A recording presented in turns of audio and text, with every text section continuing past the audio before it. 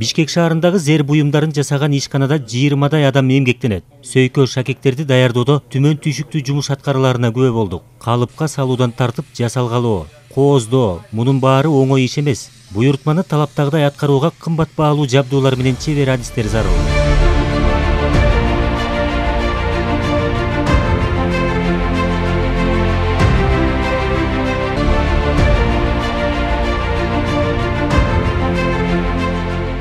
Зергерлердин түйшүгү ишкананын ичинде эле чектелбейт. Баалуу металлды алууда да, сатууда да көйгөйлөр болуп келген. Бул тармакта иштеген ишкерлердин узак жылдардан бери көтөрүп келген маселелери эми гана чечилип отурат. Тиешелүү мыйзамга президенттин кол коюшу менен эрежелер өзгөрдү.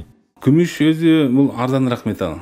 Бал металл бул бүгүнкү күндө дүйнөлүк биржадагы карап алмашып турат баалары. Бүгүнкү күндө мен жана тактап өттүм 55 сом экен. Биздин кыргыз сомго которгондо күмүштүн 1 граммы 55 сом экен бүгүнкү күндө. Эми ага проба базып берсе ар 20 сомдон 300 эле, мисалы 2 сөйкө 1 шакек басса 20 сомдон 60 сом. Өзүнүн наркынан ашып кетип атат. Бул ишкерге, өндүрүүчүгө кичине оорураак болуп калат.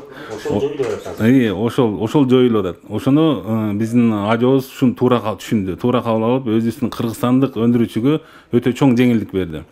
Кааласа ыктыяр түрдө бастырат, пробалайт, каалабаса эркин сата берет. Кыргызстан ичинде алтынды 3-чү мамлекет болсо, анда ага алтынды дагы ошол ыктыярдуу түрдө уруксат берилди. Сапатты аныктап, ээн тамга басуу милдети Финансы министрлигинин баалуу металлдар департаментине жүктөлгөн. Мекеменин лабораториясы соңку жылдары жаңы заманбап жабдуулар менен камсыз кылынды. Сөз болуп жаткан мыйзамды өзгөртүү демилгесин аталган департамент ишкерлер менен бирге көтөрүп чыккан.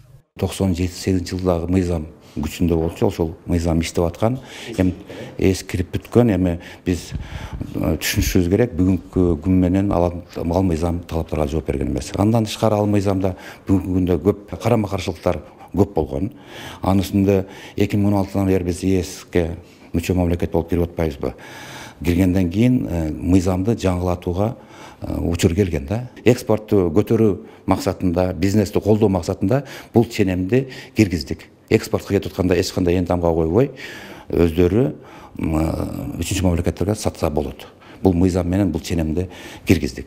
Андан тышкары бизде Кыргызстанда өндүргөн алтынды алып, ошол эле зергер менен алектенген ишкерлерге арзан баада сатууга бул ченем дагы кирди. Баягы мамлекеттин кызыкчылыгы деген ченем бул Кыргызстанда өндүрүлгөн алтын башка мамлекеттерде кайра иштетилсе дагы бул мыйзам менен, ченем менен ол кыргыздын алтыны болуп эсептелет. Өкмөт или улуттук банк уруксат бермейсен, алар сатууга мүмкүнчүлүгү жок бүгүнкү күндө мыйзамда. Биринчи, өзүбүздүн ички рыногубузду камсызгандан кийин улуттук банктын муктаждыгын камсыз кылып, өкмөттүн камсызгандан кийин сатылат. Мындай ченем жок болчу.